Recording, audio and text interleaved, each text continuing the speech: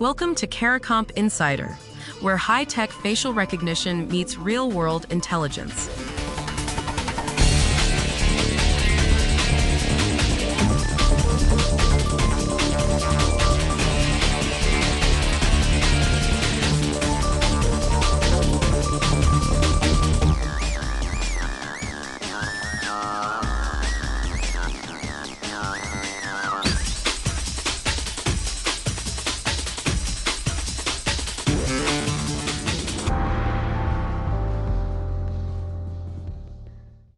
The European Parliament just voted 569 to 45 to ban AI Nudifier apps.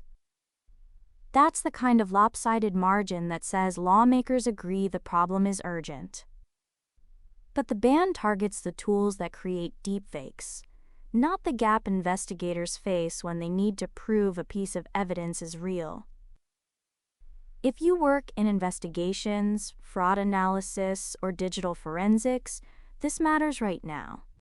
Women across the EU have been targeted by apps that take an ordinary photo and generate explicit images without consent, tools used for blackmail, harassment, and abuse. Parliament moved to shut those apps down under the AI Act. But by next year, according to industry projections, roughly a third of enterprises won't trust identity verification systems on their own because of how good deepfakes have gotten. So the real question threading through all of this: if regulators are focused on banning the apps that make fakes, who's giving investigators reliable ways to authenticate what's already out there? Start with the financial sector. According to the U.S. Treasury's Financial Crimes Enforcement Network, FinCEN, banks and financial institutions have been filing more and more suspicious activity reports tied to deepfake media. The specific pattern FinCEN flagged is fraudulent identity documents designed to slip past verification and authentication checks. That means someone submits a fake driver's license or passport image generated by AI, and the automated system waves it through. A ban on Nudifier apps doesn't touch that problem at all. Now zoom out to law enforcement more broadly. A peer-reviewed study published in Crime Science found that courts currently have no standards, no procedures, and no formal rules for handling deepfake evidence. Judges and lawyers are left to figure out on their own whether a photo or video is authentic.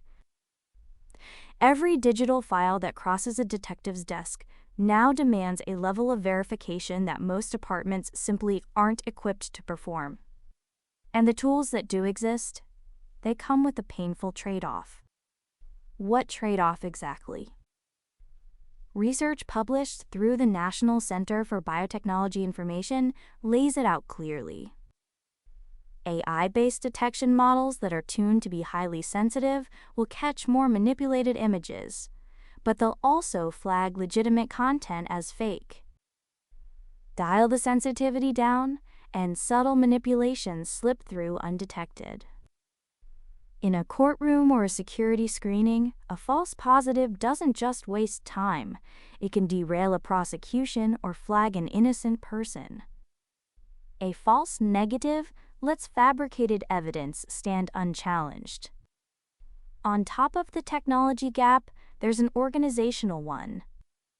A separate peer-reviewed analysis of U.S. law enforcement found that agencies struggle with resource limitations, detection inaccuracies, interagency rivalries, and delayed information sharing between units. Those structural inefficiencies slow down the detection of hyper-realistic fakes at exactly the moment speed matters most. And tracking down the people who create deepfakes? Many operate anonymously, which makes tracing forged content back to its source one of the hardest problems regulators face. The EU ban does include a carve-out. It wouldn't apply to AI systems that have effective safety measures preventing users from generating non-consensual images. That sounds reasonable on paper. But who certifies those safety measures, and how do you enforce compliance from developers operating outside EU jurisdiction? Banning the production tools is politically necessary, but it assumes the downstream problem, verifying whether a given image or video is real is already handled. It isn't. The verification crisis is the one nobody voted on. So plainly, the EU passed a near-unanimous ban on apps that generate explicit deepfakes of real people. But investigators, courts, and financial institutions still don't have standardized tools or legal procedures to tell real evidence from fake. The law stops one category of creation, while the ability to verify authenticity lags behind across the board. Watch for whether any jurisdiction moves next on evidentiary standards for deepfakes in court, because that's the piece that actually determines whether a case holds up or falls apart. The full story's in the description if you want the deep dive. Now you know something most people in this industry don't. Use it. And when you're ready to put it to work, caracomp.com. We'll see you tomorrow.